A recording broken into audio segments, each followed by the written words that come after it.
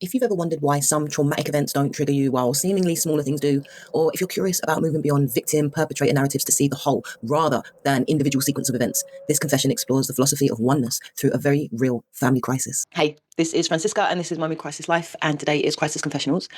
So, wow, man, there's been like so much that's gone on this week. And I feel like I have a thought, but I don't know if that thought is fully formed yet.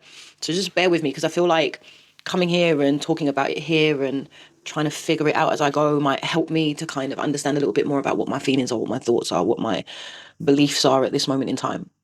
All right, so I'm going to start with, I've been reading this book recently by Alan Watts that's called like The Taboo on Knowing Yourself or something like that. It's probably got a much better title than that. I can't remember exactly what it's called. But basically in this book, right, he's talking about this idea of like separateness, and this idea that we create a perception, a perceived separateness based on just the fact that we are individuals living in individual bodies doing individual things, right? And then our ego kind of gets involved and tells us that, you know, I am me, I am Fran, I am the self, I am this body, I am these thoughts, I am this mind, I am these experiences, right? But it talks about how essentially we are not separate from God or source or the universe or whatever it is that you want to call it, whatever it is that you may or may not believe in, and also that we're not separate from one another.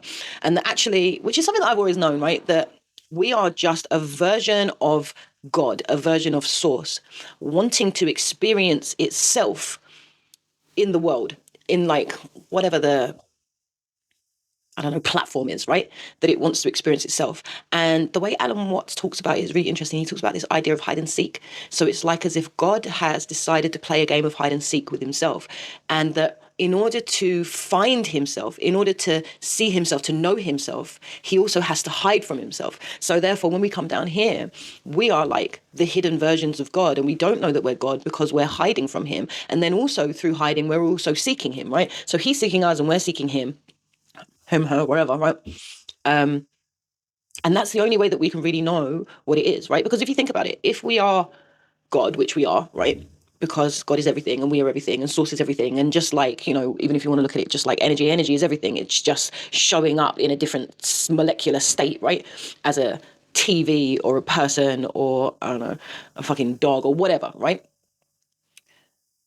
So if you think about it, right, if we were just source in its like original form, we wouldn't even know that we were source because we were part of it, right? So the fact that we are separate from God allows us to know that he exists, and then allows him to know that he himself exists as well, right? Because he's experiencing life through all of these different appendages, basically, right?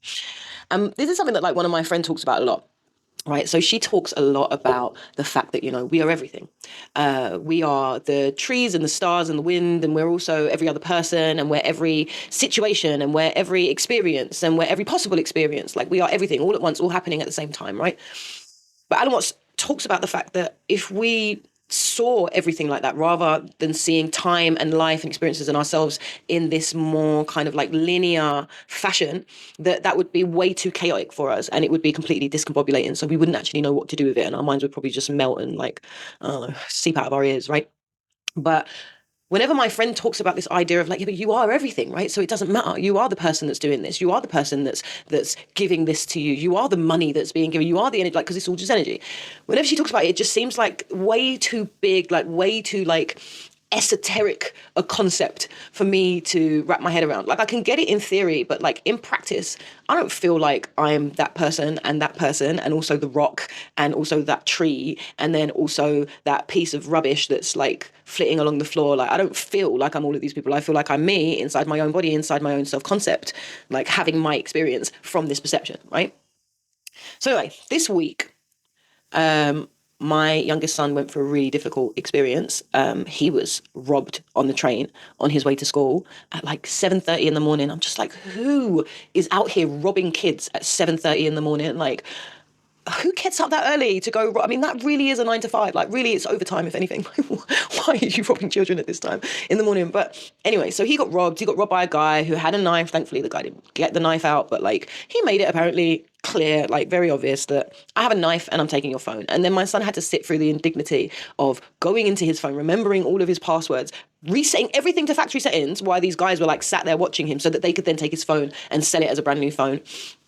Now, obviously I've shared this with people, not everybody, right? But like, I've shared it with like close friends and family and whatever else, right? This is what happens to Callum, this is what he's going through. Everybody, yeah. Everybody else is reacting to this situation in, you know, a completely reasonable and appropriate way, right? So everybody's just like, that is just so awful. That's such an awful thing to happen. That's just so bad. What is wrong with these people? These people are evil incarnate. I want to go out there and smash some people up. And how is Callum? That's just such a big thing to happen to him, and blah, blah, blah, blah, blah, right? And it's really interesting because I really don't see it that way. Like, I really don't feel that way about that situation. And I don't know, like, should I be like all incensed and outraged and I don't know, impacted and triggered by this thing that happened to my son? I mean, as a mum, yeah, I'm upset that these things happen, but I just don't feel that kind of like emotional charge about it, right? And I feel like this is the way I feel with a lot of things in my life. I don't really feel massively impacted or impaired or triggered by really anything that's going on in my life, right? And Alan Watts was talking about this word, this German word called Zuversicht. Oh my God, I hope there's no German people. But basically, it means like a hopeful optimism, having a hopeful optimism. And I feel like that's just the way that I see everything, right? And it was really obvious to me, listening to everybody else's reactions and everybody else's opinions and everybody else's outrage about this thing, that like, I don't feel that way. And I was really trying to figure out, like, why is that? Why is that? Why is it that I'm not reactive to things? And it's often the case in my life that I'm not really reactive to a lot of stuff that happens. I don't really feel the weight of a lot of things that happen in my life. Like when I talk to people about things that have happened in my past, or I don't know, things that are going on now, the difficulties that I'm facing, which are large, right, and looming and pretty intense, people are always just, oh my God, you're doing such a good job. I'm so proud of you. Like, I don't know how you're doing this. I don't know how you're managing. And I don't know, if I sat and really thought about it, I could probably feel quite sorry for myself and quite victimized, or I could feel quite empowered and really proud of myself or whatever. But I just don't really feel like that. It just doesn't really feel like that big of a deal, right? And I think having really sat this week and considered, why is it that I don't feel the same way that everyone else feels about this awful thing that's happened to my son? I think it's because I don't really associate with that like binary concept of like good and bad, or right and wrong, or victim and perpetrator, right? I don't really see things in that kind of black and white, I don't know, just that black and white way, right? I see things more as, rather than black versus white, I see it as black and white. It's all one in the same thing, right? And it makes me think about my friend, right, who says like everything is I am, like I am this and I am that, right? So according to her, if you think about this scenario with my son, then it means that I am him, and I am also the people that robbed him, and I'm also me at the same time, and I'm also the train, and I'm also the train carriage that he was sitting in. I'm also the passengers who did nothing or had no idea what was going on. And it's kind of like, how can that be possible, right? How can that be possible? So this is what I've figured out, right? And as I say, I'm still trying to wrap my head around it because I have it as a feeling, but I don't know that I can quite articulate it yet. But it's something about this, right? It's because I don't see things in that black versus white way, right? I don't see that there's just cause and effect. Because if you think that there's cause and effect, then there's a cause and effect for everything. So, right, okay. For example, if I think about these people that robbed my son, they're evil. Okay. They're evil. They robbed him. That's the effect. And the cause of that effect is because they're evil. But then they're evil and that's the effect. And what's the cause of that effect? Maybe someone was evil to them, right? And then, but that's the effect of another cause, because maybe someone was evil to that person, right? Or maybe they're not evil. Maybe they, I don't know, are desperate, right? They need money and therefore they robbed him for that reason. And that's cause and effect. But then what's the cause of them being desperate? And then what's the cause of that? And what's the cause of that? And what's the cause of that? And it's kind of like you can go back millennia, right, to the first cause of anything, which we don't really actually know and we don't really understand. So what's the point, right? Because all that cause and effect does is kind of give you an understanding of like the sequence of events, the sequence of these kind of like individual circumstances, these individual sequenced events that are happening. Okay. So if you think about everything as an individual event, then it means then that I have to have some opinion about each of these things that happened, right?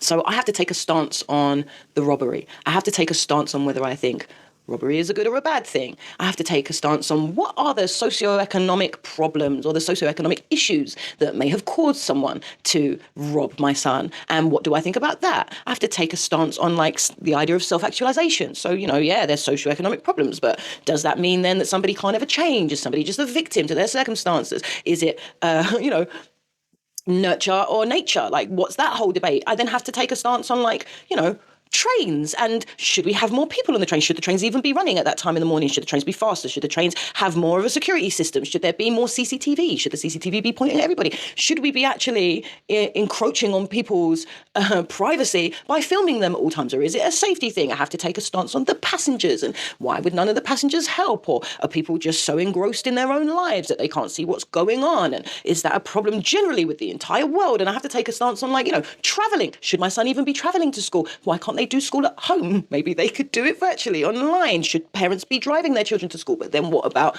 the fucking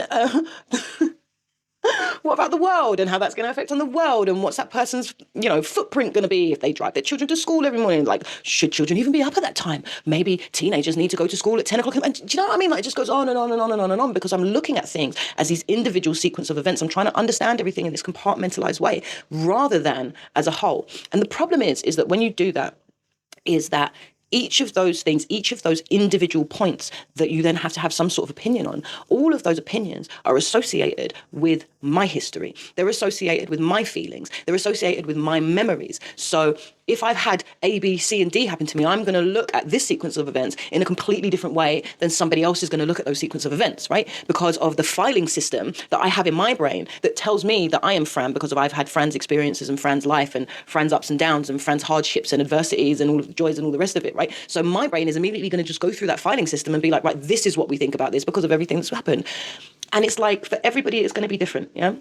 So for the policeman that came to see us, these people are the scum of the earth. He doesn't care what kind of history they've had. He believes that everybody has an opportunity to change and that it's a choice to continue to perpetuate this cycle of harm and this cycle of violence and this cycle of criminality that they're stuck in. And he doesn't have any, what's the word? He doesn't have any care or like sympathy or compassion, right, for these people. And there's a whole filing system that he has in his head that is going to lead him to understanding these sequence of events in the way that he does, right? To Callum spoke about feeling humiliated.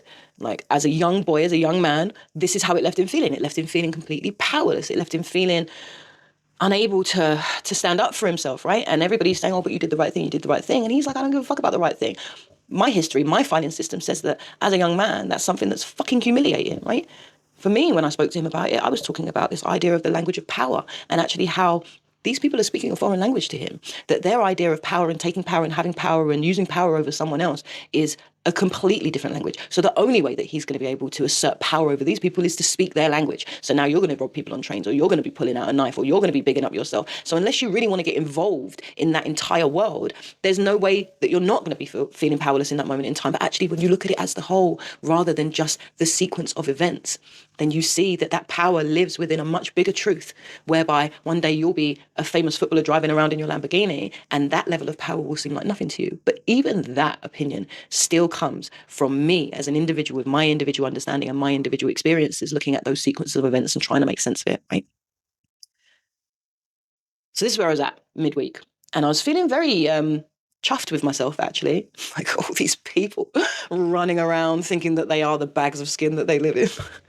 All these people that can't see that we are not our minds, that we're not our experiences, that we're not our opinions and our perception. Oh, bless them.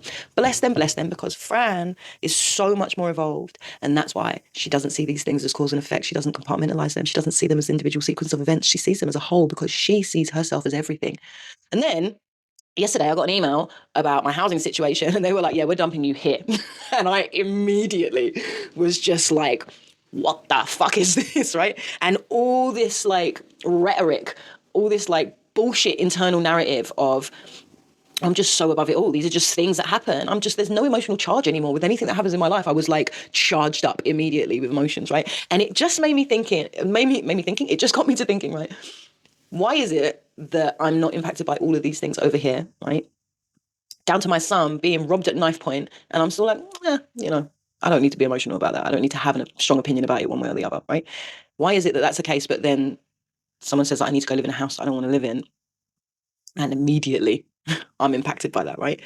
And I was sat there this morning really, really trying to look into that feeling, to really search into that feeling, to understand what it was, to see it, to really get, an understanding, some insight, right, into why it is that this particular situation has impacted me.